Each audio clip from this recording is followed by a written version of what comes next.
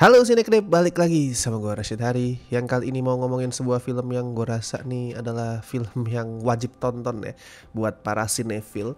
Ini sinefil udah pasti menunggu-nunggu banget film ini, karena ini merupakan true cinema gitu kalau mereka bilang ya. Yaitu ada film terbarunya Bong Joon-ho yang berjudul Mickey 17.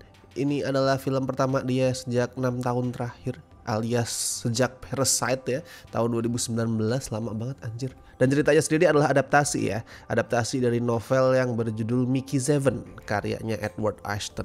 Jadi kalau di novel tuh Mickey-nya 7, kalau di film itu 17. Kayaknya Pak Bong ini sangat-sangat royal ya, nggak pengen kalau cuman 7 kurang nih tambahin. Tapi ya intinya kayak tadi gue bilang, ini film pertamanya Bong Joon-ho sejak Parasite. Orang pasti udah pada nunggu-nunggu. 6 tahun tuh bukan waktu yang sebentar guys. Apalagi Bong Joon-ho biasanya sebelum ini jarak antara film dia yang satu sama yang lain paling cuman 2 tahun 3 tahun. Nggak tahu ini kenapa bisa 6 tahun. Mungkin preparationnya panjang kali ya. Sama ada pandemi juga of course. Jadi mungkin sebenarnya kalau dikurangin pandemi, dikurangin 2 tahun, ya mungkin breaknya sekitar 4 tahunan gitu masih masuk akal sih.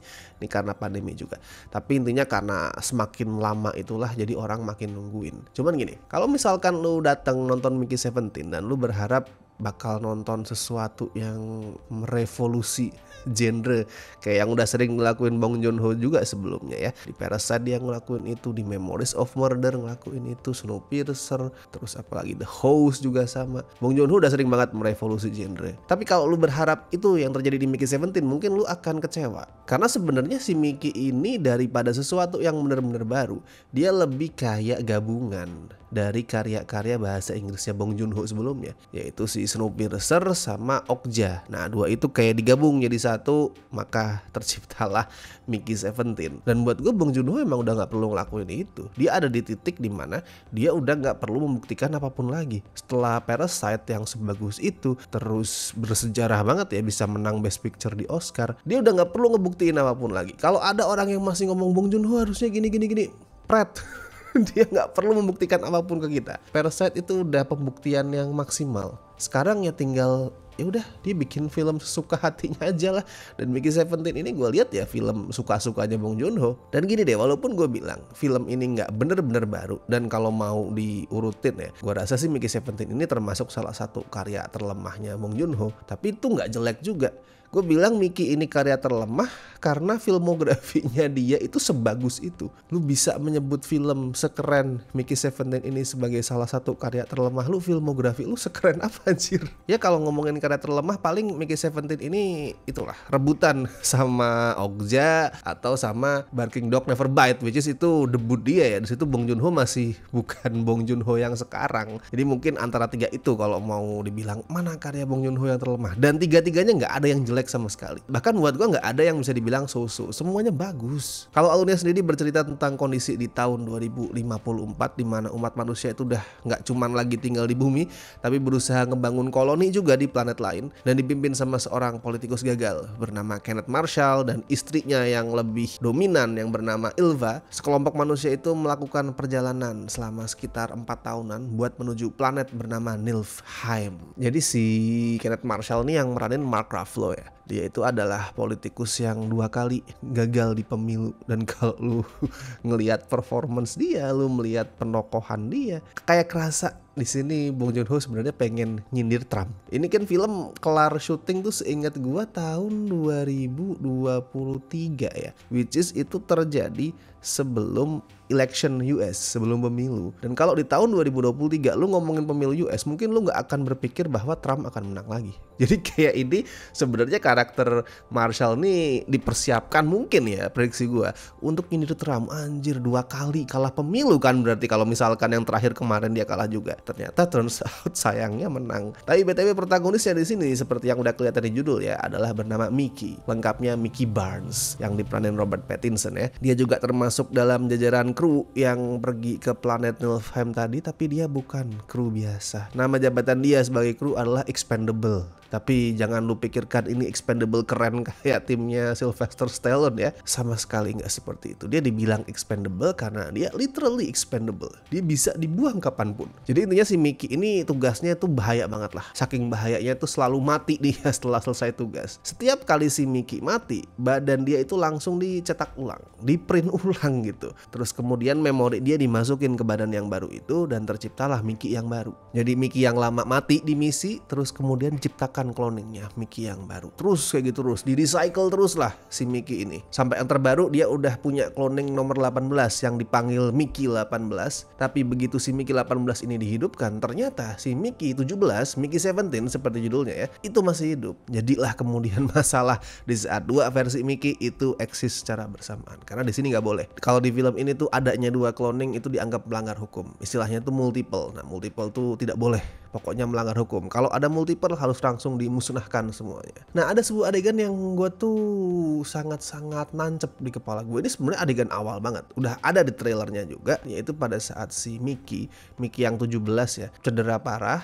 Dia terjebak di sebuah jurang gitu di pegunungan es. Di situ dia nggak bisa ngapa-ngapain, nggak bisa gerak, tapi masih hidup. Belum mau mati juga karena ya udah dia lukanya tuh nggak terlalu mematikan. Dia tuh akan mati kedinginan, which is itu menyiksa banget kan. Terus kemudian datanglah temen dia, namanya Timo, yang mainin tuh Steven Yeun. Itu adalah pilot, dia datang mendarat. Si Timo ini yang sebenarnya adalah temennya si Mickey dari kecil ya. Dia itu nggak nolongin Mickey. Dia datang bukannya nolongin Mickey, malah ngambil flamethrowernya dia. Katanya sayang nih kalau rusak. Cuman dia nggak ngerasa sayang kalau si Mickey itu mati di situ karena dia tahu ini mati ntar juga dihidupin lagi. Intinya adalah si Mickey ini nggak lagi dimanusiakan. Kalau gue kasih perbandingan tuh kayak in real life ya, walaupun mungkin nggak se-ekstrim Mickey, nggak melibatkan cloning, nggak melibatkan mati dihidupin lagi. In real life kan sebenarnya banyak tuh pekerja kasar kelas bawah yang ya udah pekerjaannya itu cenderung mempertaruhkan nyawa, cenderung berbahaya, dan mereka dibiarin gitu aja. Sedangkan bos-bosnya tuh yang punya usaha, yang punya bisnis itu udah duduk santai dapat duit, sedangkan karyawannya yang di bawah itu nggak dipedulikan keselamatannya tuh, dibiarin bekerja dengan bahaya, mati kapan aja. Kalau mati udah kasih tunjangan aja ke keluarganya, mau nuntut keluarganya mana bisa, mana punya duit untuk ngelakuin itu, bawa ke pengadilan tetap bosnya yang menang. Ini sebenarnya yang terjadi di Mickey sama yang terjadi di orang-orang itu in real life. Ya kalau lihat pesan yang dibawa sama ini film sebenarnya nggak baru sih, sama sekali nggak baru. Lu akan ngelihat adanya figur pemimpin yang sewenang-wenang, ada jurang kelas, terus nanti di tengah-tengah lu akan ketemu sama sosok monster yang kelihatannya sekilas serem tapi sebenarnya cute yang diberi nama Creeper. Nah, itu kan semua udah pernah kita lihat ya di film-film Bong Joon-ho sebelumnya, terutama yang tadi gue bilang film-film bahasa Inggris dia. Jadi ini beneran kayak Snowpiercer ketemu sama Okja tuh. Snowpiercer sama kan, tentang ada pemimpin sewenang-wenang, ada jurang kelas, settingnya di tempat bersalju. Cuman bedanya kalau Snowpiercer tuh kereta, kalau di sini adalah pesawat luar angkasa. Terus nanti ada monster gemes yang dibenci sama para pemimpin, sama orang-orang karena dianggap mematikan walaupun sebenarnya dia baik. Sama kayak Okja. Ini gabungan film-film bahasa Inggrisnya Bong Joon-ho sebenarnya. Banyaklah tema-tema favoritnya Pak Bong diangkat lagi di sini, soal gimana manusia itu diobjektifikasi, cuma dipandang sebagai komoditas. Terus manusia yang punya kuasa itu kok cenderung suka melakukan penjajahan. Terus begitu menjajah tempat baru, penghuni aslinya melawan, mereka ngomongnya wah itu orang barbar atau wah itu alien karena dianggap berbeda, dianggap tidak semaju yang menjajah. Ya itu kan tema-tema favoritnya Bong Joon-ho. Bong Joon-ho tuh sangat membenci hal-hal yang lalim, penguasa kapitalis. Nah itu selalu dia kritik di film-film dia. Nah gue ngerasa Mickey 17 ini sebenarnya nggak bener-bener baru, dia cuman mengulangin apa yang Bong itu udah sering sampaikan di film-film dia. Dan kalau lu ngomong soal gimana tema-tema itu diterapin ke plot, ke alur, sebenarnya Mickey 17 ini juga gue rasa kayak kurang liar buat explore premisnya yang unik tadi. Banyak pertanyaan gila yang bisa lu tanyakan dari konsep itu. Cuman di sini gue ngerasa eksplorasinya nggak terlalu liar, fun tapi ya udah that's it. Bahkan alurnya itu cenderung stagnan. Ibaratnya gini deh, kalau gue kasih perumpamaan ya, kayak Bong Joon-ho itu ngajak kita nih penonton buat terbang tuh, mengunjungi planet yang asing tuh. Kita diajak terbang ke sana dan begitu mendarat bukannya diajak untuk explore, jalan-jalan ke tiap sudut planetnya, melihat hal-hal ekstrim di sana, meneliti meneliti, terus kemudian nyari tahu, oh ini hewannya di sini seperti ini. Kita cuma diajak untuk muter-muter aja di sekeliling pesawat. Ya kita ngelihat, oh iya ini planet asingnya oke juga ya, berbeda ya, unik juga. But that's it, kita nggak ngelihat hal lain secara lebih detail. Cuman muter-muter aja di sekeliling pesawat terus pulang. Tapi di sisi lain, gue tetap kagum juga sama cara Bong Joon-ho ngemas ceritanya. Apalagi kalau lu bandingin sama sineas Hollywood ya. Sineas Hollywood tuh kayak kadang terlalu serius, menganggap diri dan karyanya itu serius secara berlebihan, kayak seolah kalau karya gua nih membahas sesuatu yang penting harus dark, harus serius, kalau ngelawak nanti nggak nyampe pesannya anjir. Kalau gue lihat sineas Hollywood apalagi yang lumayan mainstream kecenderungannya kayak gitu, bosen filmnya jadinya, hampa. Nah, kalau Bong Joon-ho dan sineas Korea sebenarnya itu sama sekali nggak ragu buat ngelempar komedi. Di sini gue suka banget gimana Bong Joon-ho itu masukin dark humor, komedi-komedi hitam yang bikin situasinya itu kerasa lebih fresh. Coba deh Mickey 17 ini kalau diadaptasi sama sineas Hollywood, serius jadinya, bosen. Dan of course ini juga bisa tercapai kesan fun ini karena yang main adalah Robert Pattinson. Bagus banget mainnya. Kalau kata Park Chan-wook ya, waktu itu sempat nonton filmnya terus kemudian komen, Park Chan-wook tuh bilang harusnya Robert Pattinson ini dapat nominasi Oscar. Gue sih setuju, cuman ya kita tahulah Oscar tuh tidak sesimpel itu. Apalagi ini film rilis Februari. Bahkan film yang jauh lebih bagus daripada ini ya, Dune Part 2 kemarin, itu aja nggak bisa dapat nominasi sebanyak itu dan nggak bisa menang banyak. Satu, dia sci-fi. Dua, dia rilisnya awal tahun. Kampanyenya harus segede apa buset. Kemarin Anora tuh ya, ini sedikit melenceng sedikit sih tapi FYI aja. Anora tuh untuk bisa menang Best Picture, kampanyenya itu bisa ngabisin duit sekitar 18 juta dolar loh. Padahal budget filmnya cuma 6 juta. Mereka lebih gede ngeluarin duit untuk budget campaign Oscar daripada bikin filmnya. Jadi kalau lu ngomong, wah ini Pattinson kayaknya akan nominasi, well, gue sih berharap yes, tapi it's so hard. Tapi intinya mainnya bagus banget. Sebagai karakter Mickey 17 nih, Robert Pattinson jago ngolah talenta komedi dia. Terus dia bisa kelihatan tolol banget. Karakter Mickey 17 kan bodoh ya. Dia bisa kelihatan bodoh banget. Terus suaranya tuh gue suka banget tuh, suaranya dia bisa ngubah supaya terdengar blow on, supaya terdengar tidak karismatik sama sekali, di saat seorang Robert Pattinson adalah orang yang sangat karismatik. Nah yang lebih bagus lagi adalah karena di sini Pattinson mainin dual role, dia mainin dua peran secara bersamaan ya, Mickey 17 dan Mickey 18. Mickey 18 tuh karakternya beda banget sama 17. Dia nggak tolol, dia lebih percaya diri, lebih berani, lebih karismatik, dan selalu pakai kekerasan untuk menyelesaikan masalah apapun. Selain Robert Pattinson, aktor lain juga mainnya keren di sini. Mark Ruffalo yang tadi gue bilang kayaknya dipakai untuk menyindir Donald Trump, di sini bisa